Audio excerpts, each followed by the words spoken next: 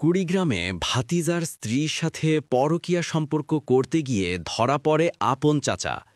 চাচার স্ত্রী সন্তান না থাকায় তার সম্পত্তি লোভে সম্পর্ক করেন ভাতিজার স্ত্রী। এই ঘটনা জানতে পেরে স্বামী তাকে নিয়ে সংসার করবে না। ৪০,০০০ টাকা দেনমোহরে তাদের বিবাহ পড়িয়ে দেওয়া হয়। এলাকায় তোলপাড়। চাচা বিয়ে অস্বীকার করেছে, এতে এলাকাবাসীর তোপের মুখে পড়েছেন তিনি। আপনার বিশ্বাস ভাবে আপনি উঠে দিল যে একটা ঝামেলা কি আসলো, আপনি এই কাজটা করলেন কেন রাস্তার মধ্যে নিয়ে? আপনি কাজটা করলেন কেন? এই মেয়েটার সাথে আপনি অকামটা করলেন কেন? এই কাজটা করলেন কেন? এই মেয়েটার শরীরে তো কিছু নেই। কারণ মেয়েটা এক জায়গা থেকে আমি বাঁচাই দিছি, কট খেয়ে আসলো, কষ্ট খেয়ে আমি বাঁচাই দিছি। রাস্তার মধ্যে এসে আপনার সেখানে হইলো একটা 10,000 টাকা নিয়ে। আপনার বয়সের সাথে কি যায়? এই কাজটা করা ঠিক হয়েছে আপনি? হ্যাঁ, আপনার বাচ্চা কাচ্চা নাই? বাচ্চা কাচ্চা তো আছে, বউ নাই বাসায়? বাসায় বউ না? আপনি এই কাজটা কেন করলেন?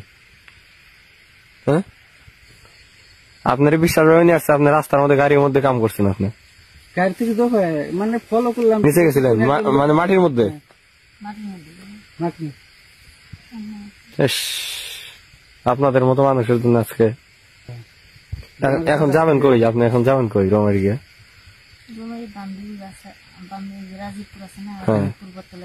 তো এখন কেমনে যাবেন? এখন আপনি কি রমারি করছেন না? সত্যি কথা বলেন, কাজ করছেন? ও, কেন কাজ করলেন তার সাথে?